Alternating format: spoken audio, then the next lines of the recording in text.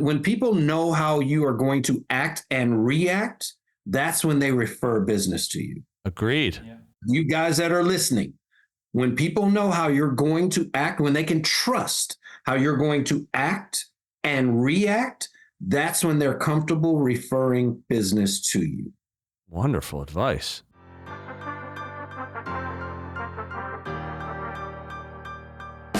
Welcome to the podcast dedicated to real estate, insurance, and everything in between. Join us as we take you along our own brokerage building journeys with additional wisdom from our network of business experts. Welcome to Bricks and Risk. Hey everyone, welcome to another episode of Bricks and Risk. I'm Tim Garrity. And I'm Sean Mooney. Today, Sean, we got a friend of yours on today. Why don't you go ahead and introduce him? Dr. Billy Williams. He's CEO of Williams Family Investment and Insurance Group, founder and president of Inspire Nation Business Mentoring Services, America's best insurance agent and small business coaching and mentoring company. And then let's also, let me interject there, insurance expert and all-around great guy, as I'm starting to learn. So I'm really looking forward to talk to you. I don't ever buy into the word expert, because you're an expert today and then tomorrow something changes and you're no longer an expert. Right. So okay. I try to be on the insurance on top of it guy. I try to be on top of all Always the learning, Billy, right? Always learning. Always. I love it. Awesome. And then, so you study biology at USC. That's correct, Yes. even though you're a Texas boy.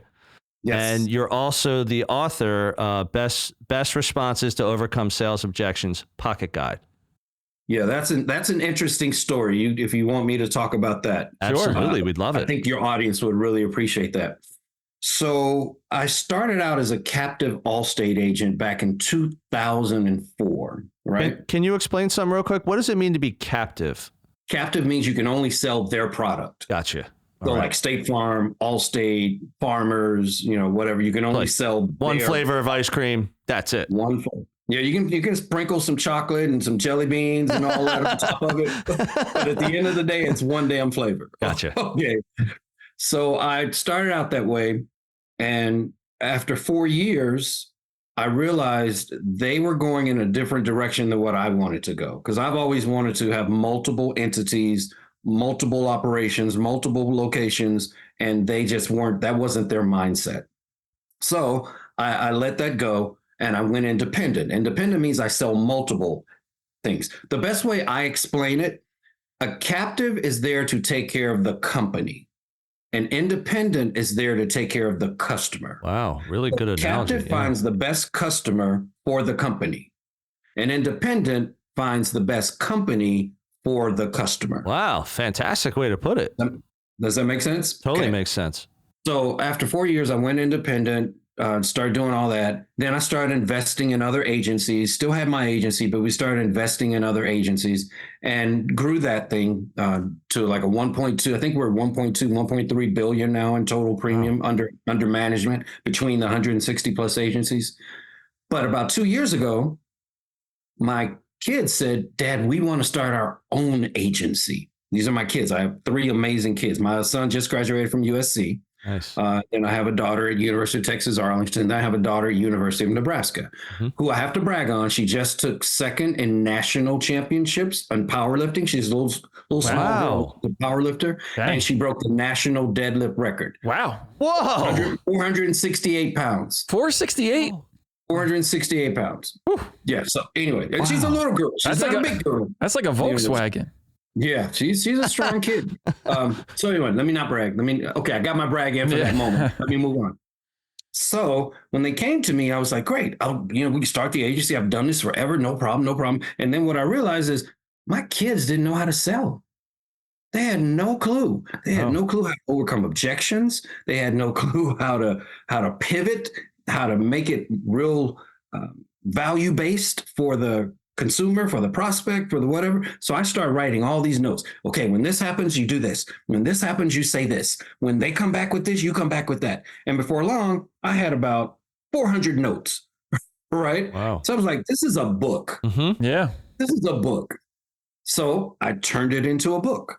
And it was on Amazon, when you release a book, for it to do well for a day is considered good, especially in sales and marketing in that area. We were number one for over 3 weeks in that sales and marketing arena, which is really big because it's just a little book that I put out. I didn't think anything about it. We didn't promo it. We didn't have a big company pushing it. We didn't do whatever.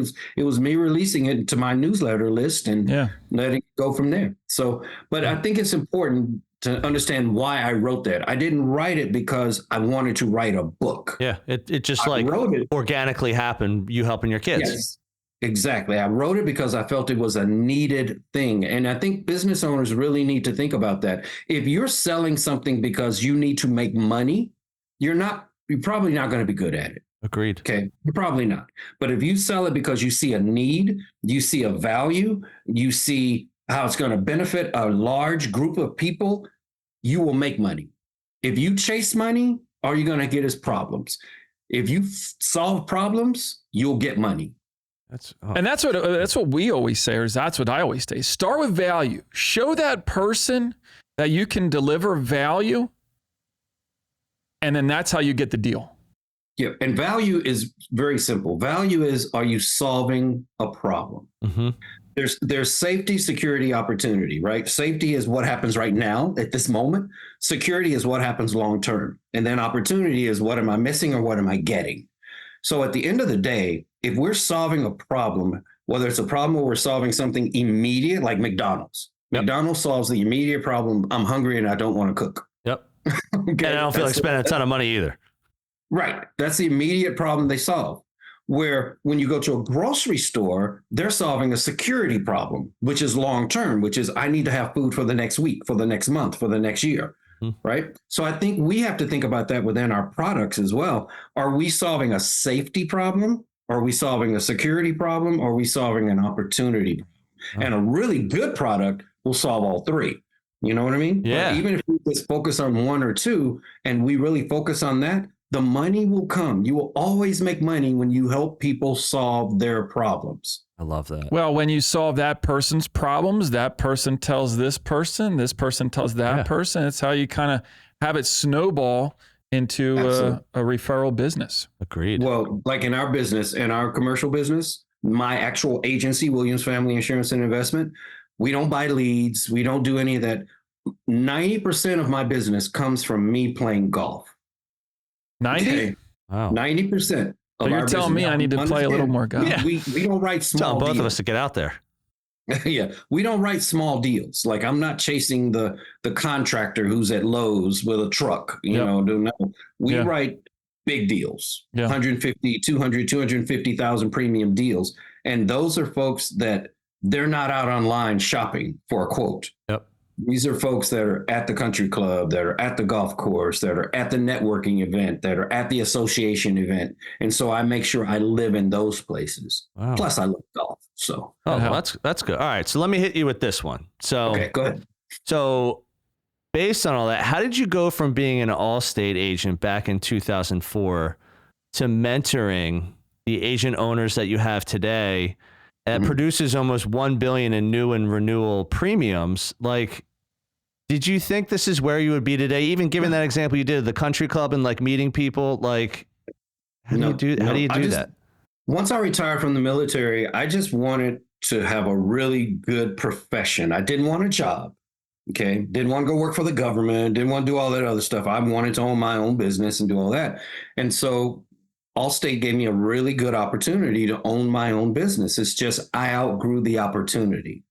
Okay. And it wasn't anything they did. It was me, my mentality, my focus just outgrew that opportunity.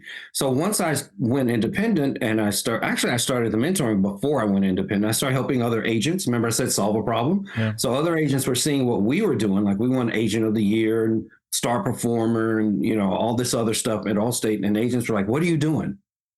And I'm like, well, here, I'll show you. So I would have like a webinar, conference call. It was really a conference call back then, but I'd have a conference call and I would explain, this is what we're doing. This is how we're doing it. This, you know, and the thing is, I've never feared sharing what I do because if I tell 100 people, only 2 of them are actually going to do it. Right. You know, Just like your podcast, you guys are sharing amazing information and amazing knowledge and wisdom.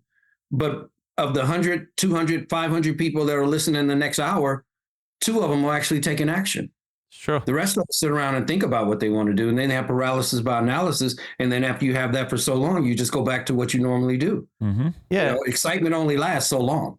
No, true. All right. So let me kind of build off that a little bit. Okay. Why or how did you outgrow that opportunity with Allstate? I mean, Sean runs his own insurance brokerage as you do, but like, what made you feel like you outgrew it? I wanted multiple locations. I wanted to acquire other agencies. Okay, cool. And Allstate said, no, we're not doing that right now. This was in Illinois. I was in Illinois, and, you know, and it changes on a cycle by cycle basis. So I don't know what they're doing now, but at that point I was like, look, I'm agent of the year. I've got all these awards. I've got all this. I want to acquire other agencies. Mm-hmm. No, we're not doing it. You have to be an outside buyer.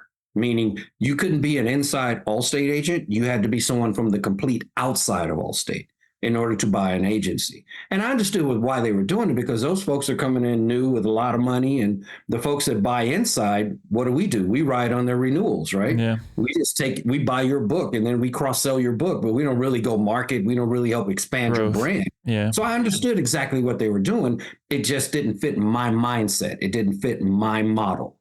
And so I decided, you know what?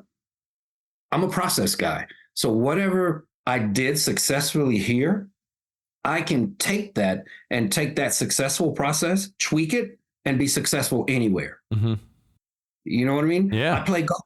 So if I have a really good golf swing at Pinehurst, I'm going to have that same golf swing at Torrey Pines. I'm going to have that same golf swing at Valhalla. Now, does that mean I'm going to come with the exact same score? No, but it means I have the exact same process. So all I have to do is tweak it for the course. It's the same thing when you're dealing with business. You just have to tweak. If you have something working successfully, all you need to do is tweak it for something new, not create something new like most people want to do. Mm-hmm. Billy, working with so many different agencies, and you talk about successes, and you talk about probably some similarities you see with successful agencies. Can you give us like 1 or 2 things that stand out in your mind with what some of these successful agencies are doing? Oh, I can tell you exactly. I can give you the exact formula. It's not even something. We only have things. Yeah, I can give you the exact formula. So, and if you guys want the formula, then you're an insurance agent. You can go to my website, inspireanation.org, and we got all kind of free training out there. Awesome. But number one, it starts with communication. Okay. You have to speak a common language, and that's where most agencies fail. So I'm going to use a biblical reference. Okay. In the Bible, man got really arrogant and wanted to go and talk to God. So they started to build this Tower of Babel, right? I'm going to build a tower to heaven. Well, God didn't rain down fire and brimstone and, smite 20 million. All he did was make them speak different languages, and the tower stopped. And that's what happens in our business. In our business, you got 6, 7, 8, 9 people, but they're all speaking different languages. And when you're mentioning that, are you talking the language to prospects and clients, or you're talking all of it? So let me give you exacts, because I don't want to speak in generalities. Let me give you specifics. So the first thing I do when I'm part of an agency is I go in and I set agency coverage standards, saying, okay, whenever we talk to a customer about auto insurance, we're going to talk 250, 500, 250,000, right? For one person, 500 for the total accident. We're going to talk 10,000 medical payments. We're going to talk $75 rental coverage. We're going to talk whatever. Everybody talks from the same standard. Now, that doesn't mean that customer will take it. Okay. But we're going to talk from that standard. And you're creating a template, right? This is a universal template that we're using to start from. This is our agency standard that we talk from. So if I'm talking to you about a quote, I'm going to say, well, I'm looking at your Allstate policy and I see that you have 100, 300. In our agency, we want all of our customers to have 250, 500. Okay. So that's the first thing I'm going to do is I'm going to tell you what our standard is. Then the second thing is I'm going to tell you the consequences that could possibly happen if you have something different than our standards. The reason why we want you to have 250, 500 is because the cost of medical bills, the cost of labor, lumber, materials, the cost of repair, the cost of everything, the cost of rehab if you're injured, all that stuff is so expensive right now that we just don't believe anything below this is really going to benefit you. So that's the second thing. I'm going to explain the consequences of you not accepting our standard. Wow, that's a really good way to put it. Okay. Then now, whether you take it or not, that's not our thing. If you don't take it, our next step is we have to have you sign a decline coverage form saying you understand that you're taking something below our standards. Okay. Now, I don't care if you've been in sales for 40 years or 4 weeks. If we all operate from that same level of communication, we're going to get very similar sales. Yeah. Okay. True. And attract very similar types of clients. Exactly. Because they refer their friends, they refer their buddies. Yep. But again, I don't turn anybody down. If you want 30, 60, that's fine. Just sign this decline coverage form saying you understand you are way below what we recommend for you, and we'll go ahead and write you. And the reason why is because I'd rather have you and upgrade you over time than to not have you at all. Yeah. All right, let's do this. I want to talk about 2,4-TS. Tim's been doing his homework on you, Billy. Yeah. I see. So, or STS. There we go. And I know time blocking is part of it. We just did an episode on time blocking. I'm a big time blocker. So lay it out for us. How does all of this impact, more specifically after you lay it out, how does that impact an acquisition? Well, let me make sure I know which way you want me to address this. So time blocking, I have this saying, if you don't make the time to create wealth, then all of your time is spent fighting off poverty. Wow. Okay. Yeah. And the reason why I say that is because most people don't know what time makes money, right? And what money they should be making in what time. So that means, for me, as an example, I'm not going to talk to that 30, 60 person that we talked to earlier. I personally, as the agency owner, am not going to talk to you. Okay. Because it's not worth my time, and I'm not going to make enough money for my time. Mm-hmm. But if you're that $20 million manufacturer, I'm going to talk to you. Okay. So when I walk into an agency, first thing we do is we set standards. So S4TS, which is what he brought up, stands for standards, time blocking, task, tools, training, and spot checking. Okay. Standards, time, task, tools, training, and spot checking. S, 4 T's, and then an S. So the next thing I do after we sit down and we talk about standards is I look and I see where are you making the most money? I'm going person by person. Oh, she's great at retention. He's great at sales. They're great at handling claims, or they're great at service work, or they're great at whatever. And then once I know what you're good at, I'm going to block off time in your calendar for you to do what you're good at. Doesn't mean it's going to be all day, but I'm going to block off a specific period of time where you're going to be good. You're going to train us, and you're going to perform what you're good at. When we first got on the podcast, I told you guys, today was my chipping and putting day. Mm-hmm. Okay. I always work golf into the conversation, so sorry about that, guys. Nah, let's do it. All right. Good analogy. So I started golf almost a little over 3.5 years ago. I was a tennis player. So for years and years and years, all I did was play tennis. And then COVID came along, and I couldn't play tennis anymore because everything was shut down. So me and my daughter, my youngest daughter, who was a golfer, the one who won national championships in powerlifting, we went out and played golf, right? That's what we did. And she was like, "Dad, you suck. You're horrible." You're like, "Yo, easy, honey." No. She was true though. It was like, she was like, "Man, you think you being a tennis player, this game would come really easy to translate." I said, well, the reason why tennis came to me was because I understood the tennis system. I understood a backhand versus a forehand footwork, all that stuff. So I set out at that time and I said, okay, I'm going to break this down into processes.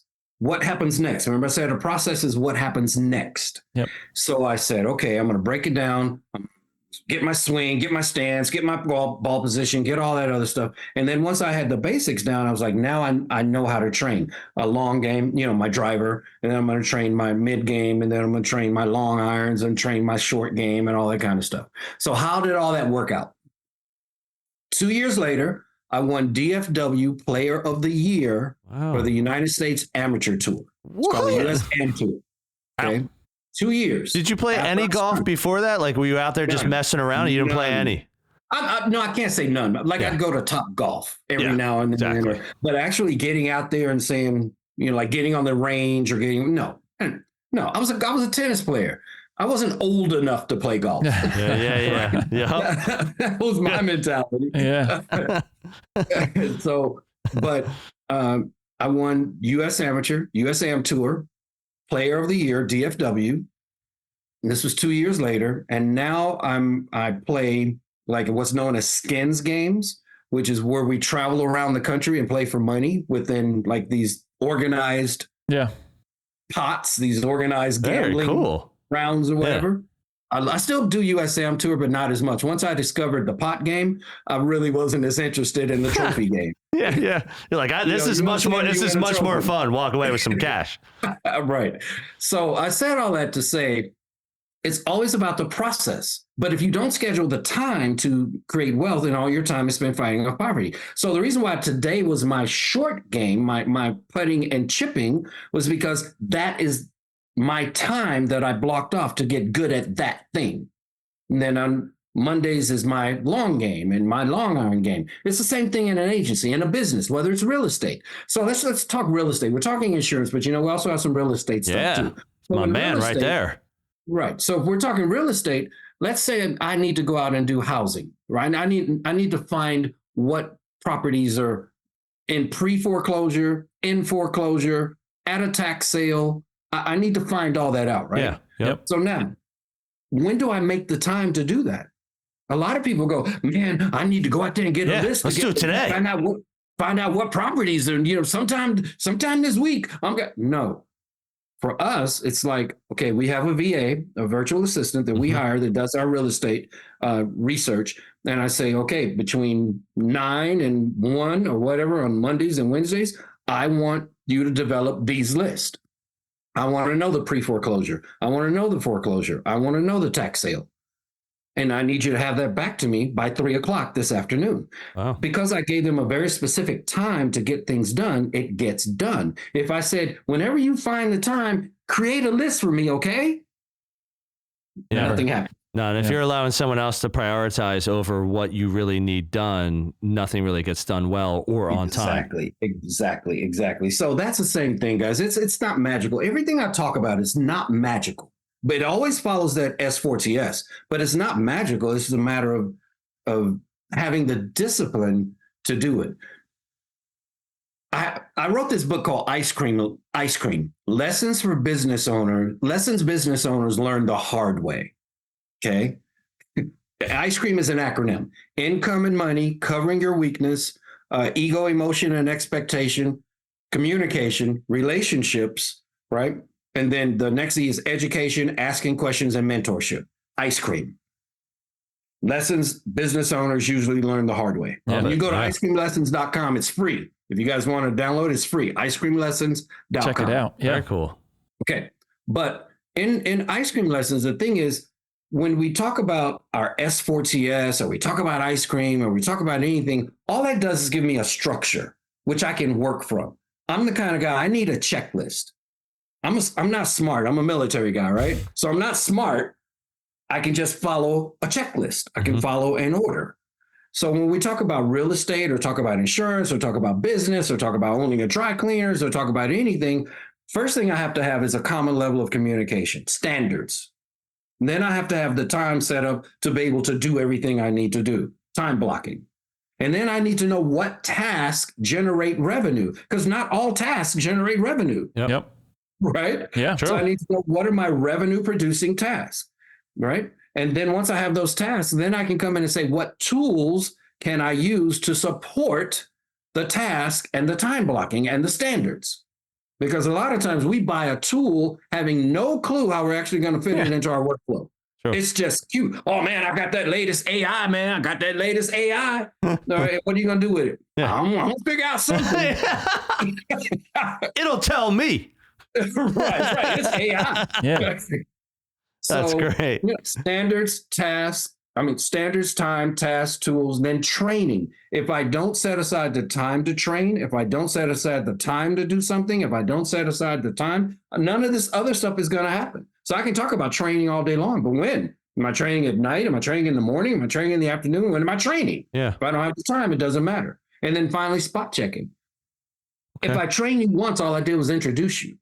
If I train you twice, now you have an orientation, but you won't know until the third or fourth time. Okay. It'll be the third or fourth time before you actually get what the hell we're talking about.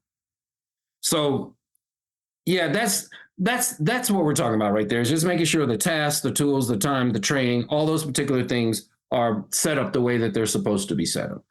Awesome. And Billy, yes, I don't want to cut you off. But what I could talk all day, so you have to cut me off. Yeah. So I think the one point I was going to make was that having those systems helps your business run smoother, right?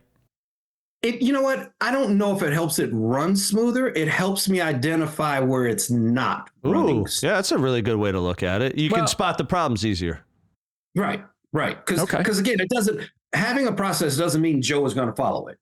True. That's true. But if Joe doesn't follow it, I need to know he didn't follow it. Yeah.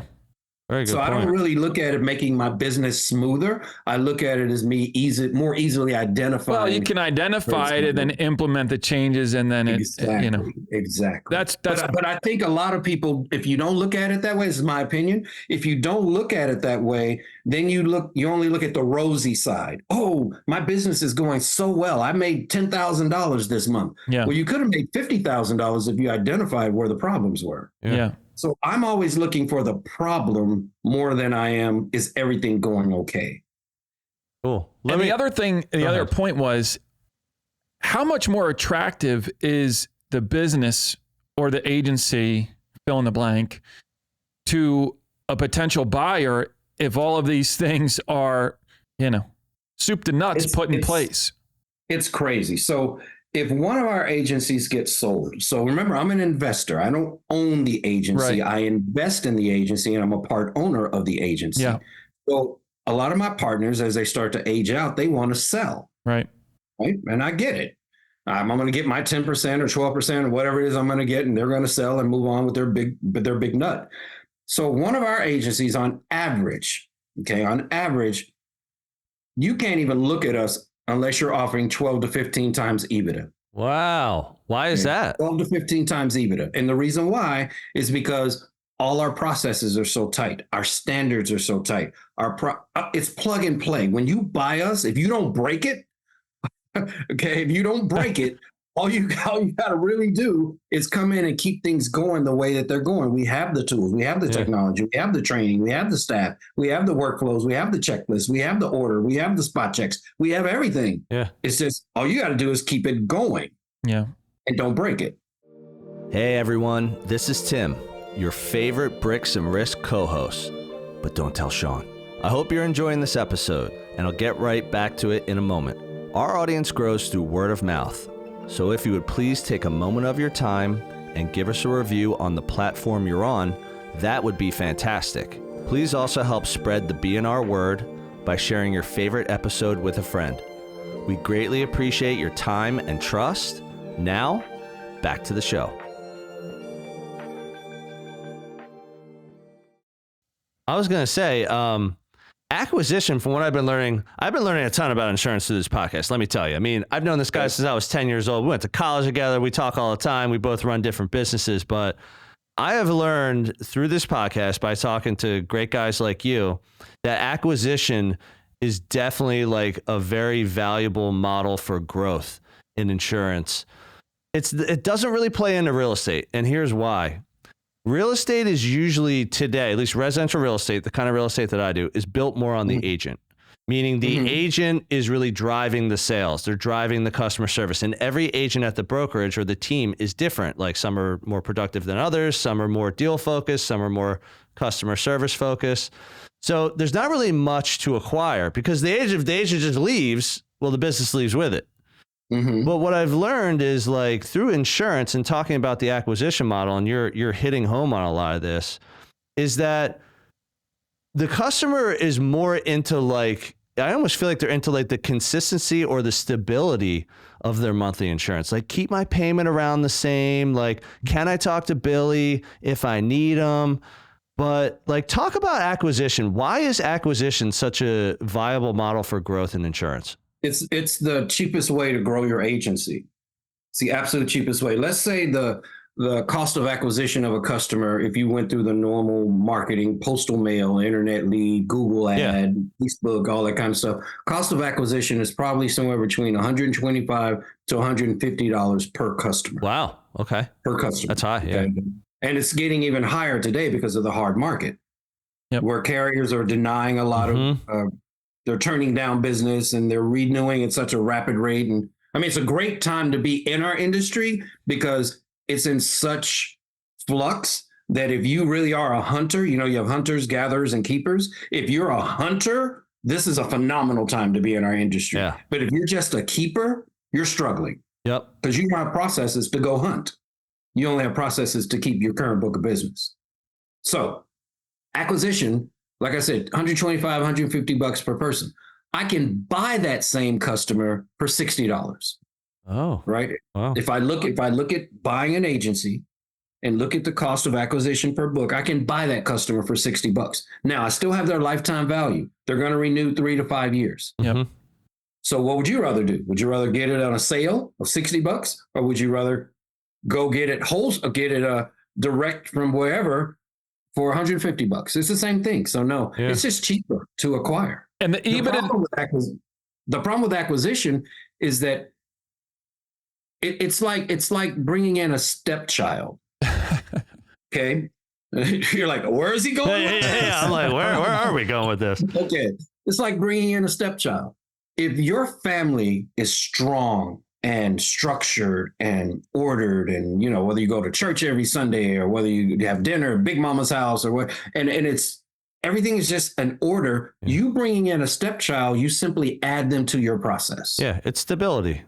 But if you're all over the place, if you can barely feed the kids you got, and you're switching jobs every 6 months, and you don't know where this is coming from, and now you want to adopt a child just so you can get a check, that child is coming into a bad situation. Yeah, it's true. Yep. Okay. So it's the same thing here. When we acquire an agency, if your agency right now sucks and you think Billy said go acquire an agency because it's cheaper, you just brought on a bad stepchild who's going to be in a bad situation. Wow, very But if you've got order, process, structure, then you can acquire. That's why we can acquire so easily, because I know takes me about 6 months to get an agency from wherever they are to our way. But in 6 months, you're good. I may have to fire 75% of your people, but you'll be doing it our way. Bill, you referenced recently, there was a quote, and it was, I think you said it was Eric Garcia, where he said that the processes, it's more important for the processes to be stronger than your people. Yes, your processes have to be stronger than your people. Yeah, and that's Eric Garcia. Yep. Okay. Yep. Your processes have to be stronger than your people. And that allows the business or the insurance agency or whomever to get people in that, can fall in line and follow. And well, here's the deal. You only build wealth on what you own. Okay. You only build wealth on what you own. You don't own people, but you own your processes. Yeah. So I can build wealth in any world as long as I have my processes. Domino's has their pizza process. Right? Uber has its ride share process. Yep. Google has its ad platform process. So people can come and go. Uber drivers can switch out every day. Domino's can hire and fire all day long, but they own those processes. You can only build wealth on what you own. It's the franchise model. You want to set your business up to be, essentially a franchise. Yes. Whether it is a franchise or not, You want your business to be operating at a way that anyone can come in and adopt your systems, your processes, and be successful. You can replicate it or duplicate it. Replicate it is I do something very similar. Duplicate it is I do it exactly the same. So when you have processes, you can replicate and you can duplicate. I'm going to throw a wrench in the machine right now. No. Mooney and I talk about this all the time. Are you an iPhone guy or are you a Droid guy? I'm an Android guy. Whoa! Holy cow! I wasn't expecting that. I'm an Android guy. Whoa! So because I have too much on my phone to pay for memory. Oh. Okay. So that's wow. That's a really. Oh, let me tell you the reason why. And you probably haven't heard our past episodes, or if you have, you haven't heard all of them. But Sean is Mr. Pro Android, and I'm Mr. Pro iPhone, and we break each other's stones almost every episode, talking about which one's better than the other. It's more me breaking his stones, actually, if I'm going to be honest. But I have heard people say, like people such as yourself, the value in an Android is in like the customization of like memory or like the way things flow. Like you can customize a little bit more. Whereas an iPhone is a little bit more, it's like a Honda. Like, you know what you're getting with a Honda. You know how many miles you're going to get out of it. You know the cost is like an ease of use. Like the button is right here. You don't got to go to three buttons to get to the other button. But that's interesting. Oh, I love it. Yeah, so that's the whole thing with the iPhone. It is ease of use, but you're tied into an ecosystem where someone else determines how you use it. It's very true. Okay. Very true. Whereas with an Android, I can customize it to use it how I want to use it. Oh, this is open source. This is absolutely. This is. I'm sorry. This is absolutely going to fuel some additional conversations. Here's the deal. It doesn't really matter because you can make money on both of them. It's true. Here's the thing I always tell people. If you've heard any of my webinars or past whatever, I don't give a damn about the tool. I only care about the process that tool is used in. Yep. So whether you use in our industry, we have 142 different agency management systems. I don't give a damn about whichever one you pick, as long as the one that you pick can do my processes. Yeah. That's all I care about. That's awesome. I love that I asked that question. This is my new question. Please. Billy, you're the first guy. I'm telling you right now, whenever we talk to guests now, I'm going to throw this question in. We're going to have real discussions. And you know what I'll tell you, because I have friends who love it, who breathe on it. I'm sure you guys know Jason Cass and all that. He's a big influencer, one of my mentees within our industry. And he loves iPhone. I mean, he was just big iPhone. And now I think he's kind of, hey, let me see which one works best. Like, let me go over to the other side for a day and see if that grass is greener. Let me see which one works best. So as an example, my wife has always been an Android person, just like me. But my kids being in college, they're iPhone kids. So she has an Android and an iPhone because she wants to FaceTime. Yeah, FaceTime's a big one. That's a big reason why. You know what I mean? And Android has tried to come up with its own little knockoff versions of FaceTime, but it didn't. But just this last year, they link an agreement with iPhone. Well, now you can FaceTime on an Android. Yep. Wow. They must have paid a lot of money for that one. 40% of the components of an iPhone are Android components. I love this. I've been asking this question all along because we literally have shorts. We have clips of me breaking Sean's stones about how he's been a Droid guy. And I love this. This is my new question. I appreciate this. This is like the two boxing promoters sitting in the back room laughing as they count their money. Because they're like, these guys are fighting about De La Hoya versus Cruz. They don't care. And we manage both of them, so it doesn't matter. Right. That's how so Android great. and iPhone are right now. They're just sitting back laughing at you guys because they know that 40% of me is you and 40% of you is me and laughing about which one is going to. So it's just funny. It's funny to me. Billy, let's get back into it. Yeah, let's get back into it. I'm sorry. That was my wrench. I threw the wrench in the gears. That's fine. It's fine. And whatever works. Whatever allows you to do what you need to do to make money. There you go. It's not about the tool. It's about the process.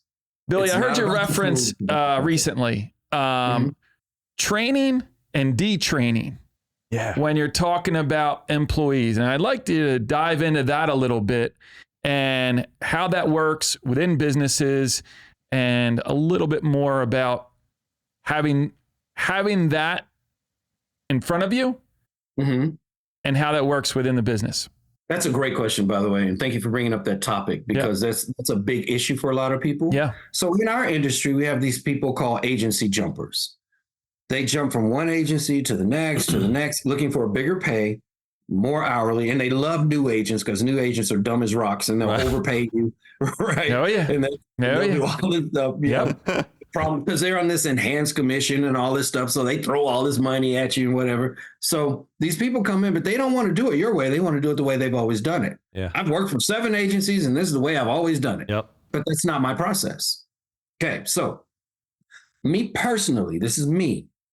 I would rather take a person who doesn't have extreme experience and train them my way versus taking someone and having to untrain them or detrain them from the way they want to do it. Because now I'm fighting both ways. Yeah. I'm fighting to get you to do what I want you to do, and I'm fighting to get you to not do what you've been doing. Mm-hmm. So I'm fighting you on 2 different fronts. Yep. A lot of times the agency owner will just give up. Yeah. They just go, you know what? Fine, do it your way. Yep. And now you just abdicated control of your business, and now you can't run it. And now it's not your business. You're a staffing agency. You're making sure people have a job. Awesome. All right, here's another one. We're going to throw another one at you. So, the insurance consultant unicorn and mentors. So, there are the people who call themselves that and say, I'm the best. I'm going to teach you how to get from here to here. And then there's the people who have walked the walk. So, talk a little bit about that, because I know you've talked about that on LinkedIn before. I'd love to hear your take on that. That blew up a lot of conversation. That's what I saw. A lot of conversation. So We're just going for click, Billy. We're just going for clicks here at this point. Oh, okay, gotcha.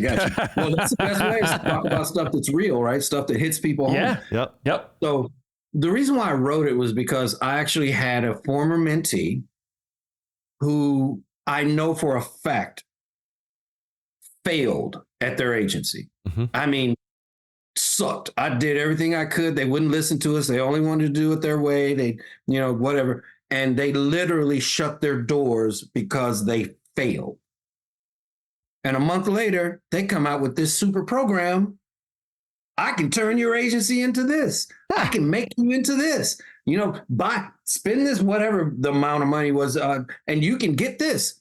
And I simply wrote an article saying, guys, if a person can't show you proof, if they can't say, this is what I've done, how I've done it, and not just talk about it, but show you proof, The receipts. they're a unicorn. They're a unicorn. They're a magical creature that lives in the back room that no. If you're going to trust to follow someone who has some credibility, follow someone who has longevity, I believe, and follow someone who has just proof where you can look out there and see, okay, this is it. So why do you think it struck a chord? I mean, it seems like to most people that would be, a relatively go either way. I see the value of one versus value of another, but you're very passionate about the doers. Well, because again, these are the kind of people in our industry that make people leave our industry.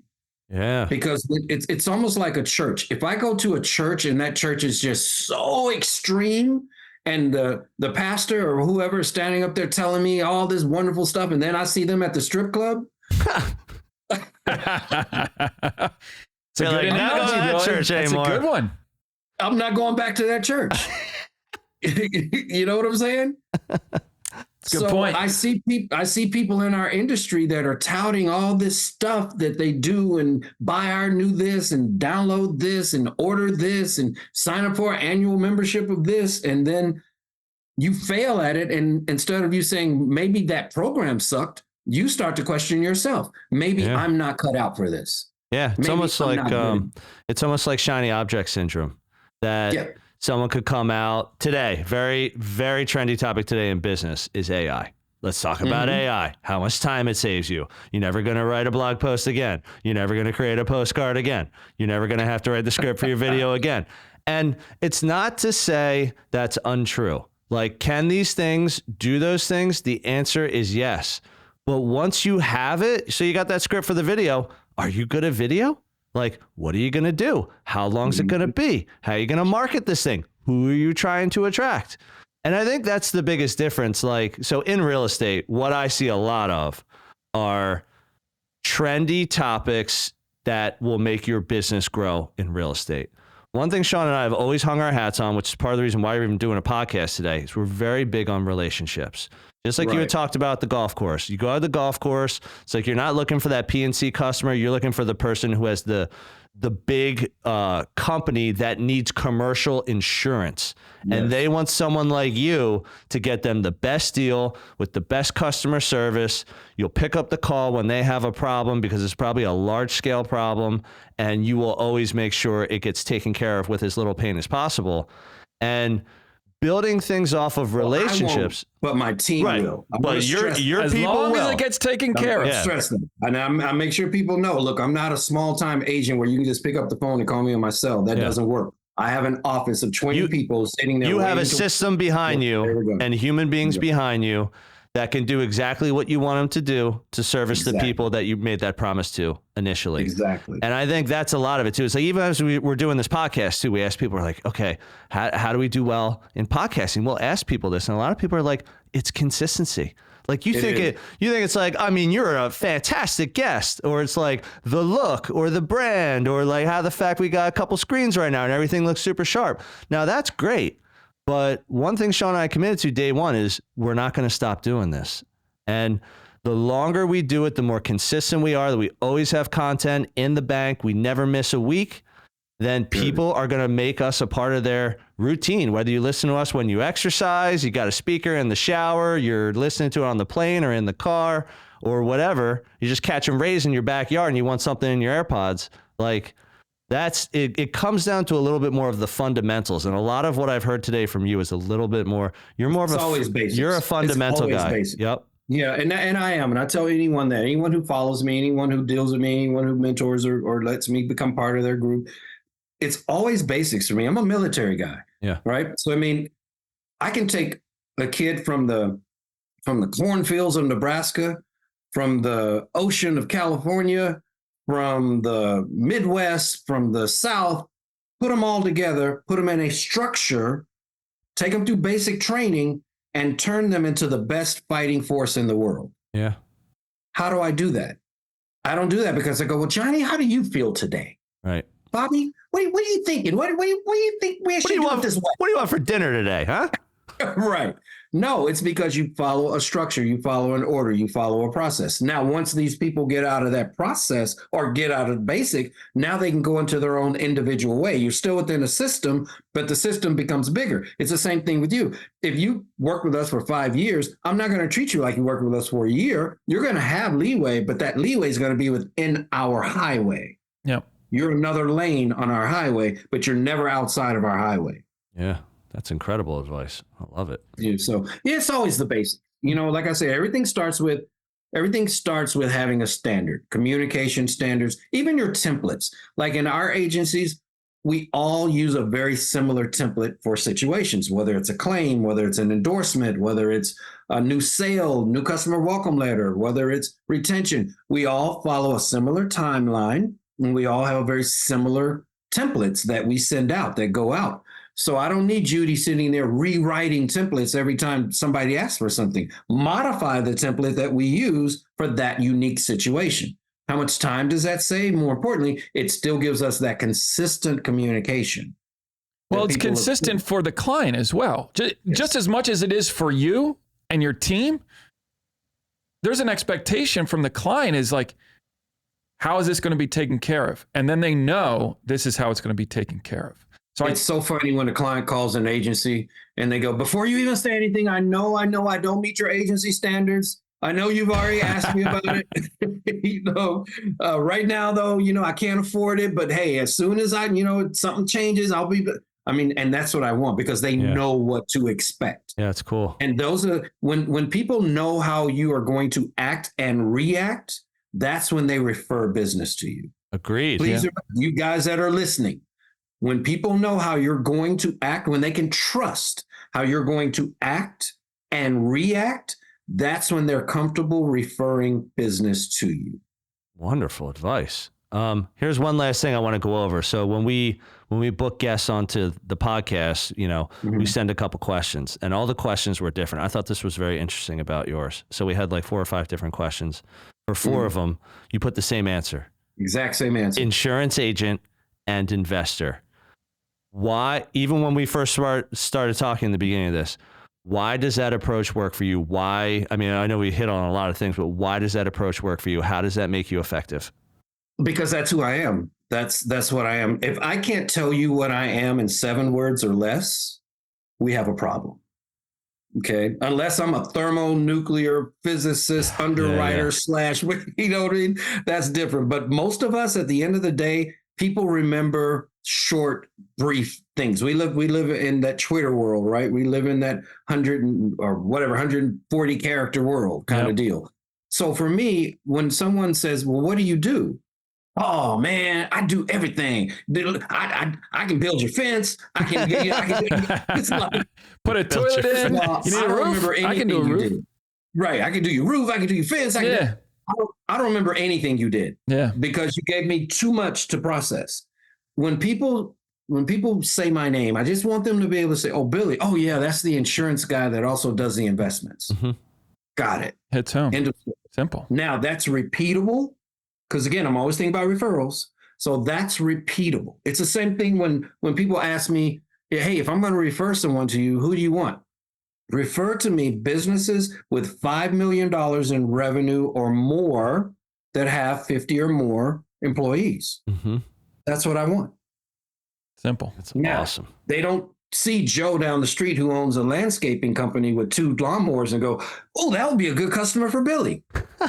No, I've already trained you to look for my target prospect. And a lot of us don't. Hey, what do you do? I sell insurance. Well, if you know anybody, man, send them over to me. No. That's great, man. That's line. I mean, isn't that the way a lot of agents do it? Oh, yeah.